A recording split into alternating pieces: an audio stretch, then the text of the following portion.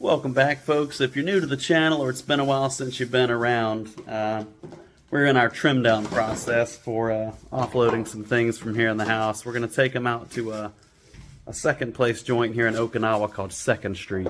And you got some shoes to get rid of. What else you got in here, dear? Some boots? Don't know. Boots and shoes and yeah, all kinds of good stuff. But it just takes too long to sell these things sometimes on Facebook Marketplace or Buku or however else you're trying to think to offload them. But for the majority of the stuff that we're getting rid of, we just took them and donated them to a local place out in town. And that was on a previous video. But today we're going to go hit 2nd Street here in Okinawa. And I think there's quite a few locations, but we'll just grab the one that's closest to us, walk in there and see how the selling process goes. We'll take you along and see how we make out. I think we've got 6 or 7 pairs of shoes. Some are brand new. Some have been worn like one time, but it's a lot of stuff that we bought back in Colorado. And we're never moving to a colder climate again. So, yeah, let's go along and we'll see how it shakes out. Bye. All right. I don't know if this is going to allow me to record right now with my maps turned on and navigating for us, but leaving the house here in Titan, and we're going to head over to 2nd Street in Aruma. And if you're not familiar with Freelance Travels, we are Turn a right, Thai and American then turn left. GPS is jacking me up, but anyway, we're a Thai and American family living here in Okinawa, Japan. I'm active duty in the U.S. military. We've been here since 2019. Turn left. Thank you, GPS. And we'll deconflict this next time so we're not mapping and talking at the same time. But anyway, this is our last duty station. We've been here since 2019, and when I say last duty station, I mean that we've got less than a year left here on Okinawa, and then we're retiring and making the move over to Thailand.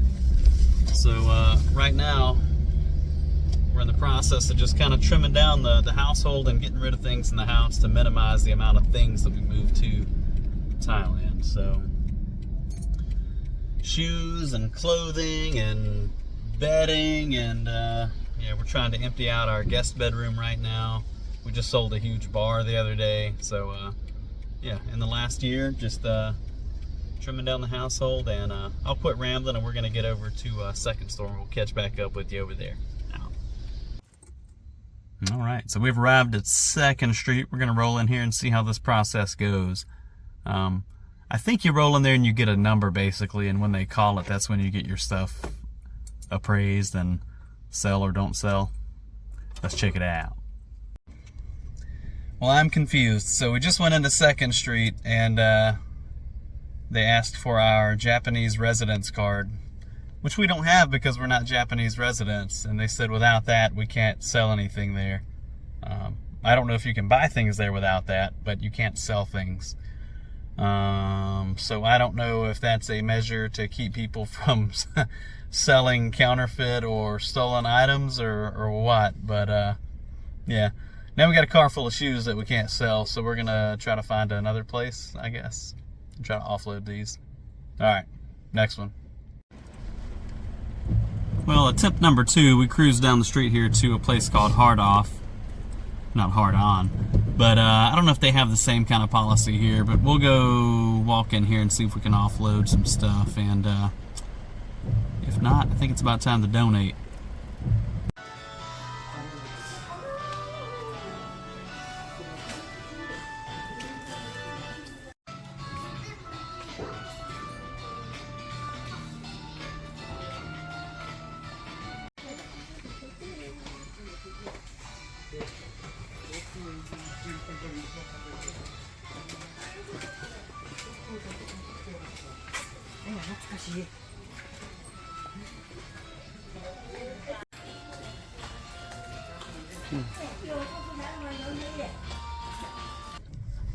All right, so I think Hard Off is the way to go. I just showed him my U.S. driver's license, and so I'm not sure if that's something that got lost in translation over at 2nd Street, but what she showed me on her phone in the translator app was residence card, which we don't have because we're here on SOFA status with the military.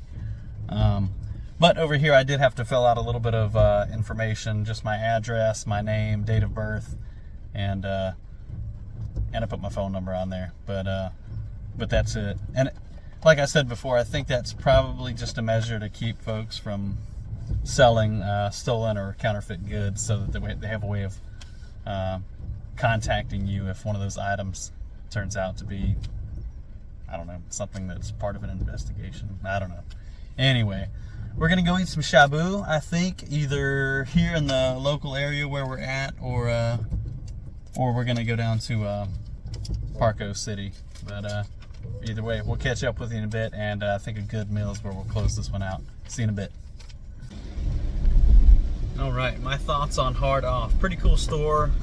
We dropped our stuff off at the counter where they do their appraising and whatnot, tally up how much they're willing to give you for whatever goods you're taking in there. And they probably spent about, what do you think, 20 minutes with it? 15? Probably about 15 minutes with it. And we just walked around and looked at the stuff they had in there. Lots of electronics, lots of instruments, lots of really cool stuff from way back in the day. There were a ton of Super Famicom cartridges in there. If you're from the US and you remember Super Nintendo coming out, well, the system equivalent over here in Japan was the Super Famicom, and I'm pretty sure that was right on par with the Super NES that came out with its really cool 16-bit graphics and whatnot. But I didn't see any titles that I recognized.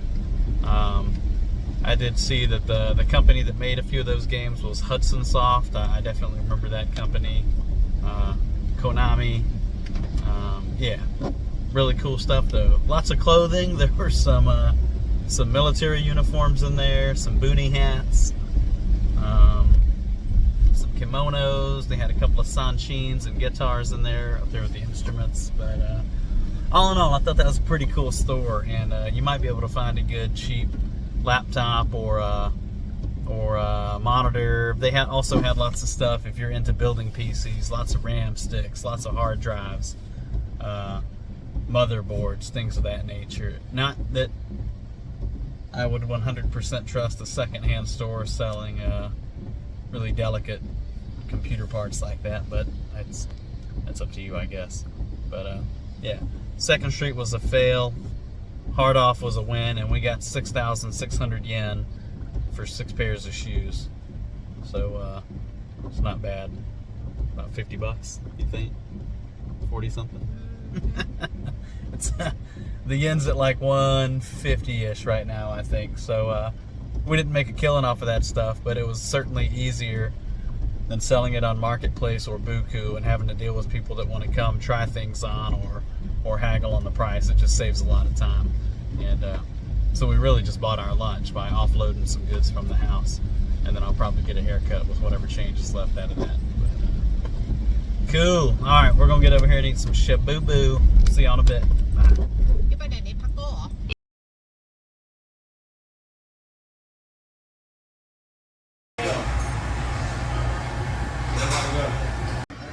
Alright, we're at Shabu-Shabu. So basically the way this works is you pick one of these courses, stick one with course B there, and then whatever it has here, you add the vegetables, rice, all you can eat. You added the vegetables, right? Or no? Yeah, you did? Yeah. And then so with that you get 2 choices on the soup. I think we went with the sukiyaki, and then we also went over here with the spicy level 3 right in the middle. 4 is as high as it goes, maybe 5. Yeah, anyway, we got a 3. Ought to be hot enough.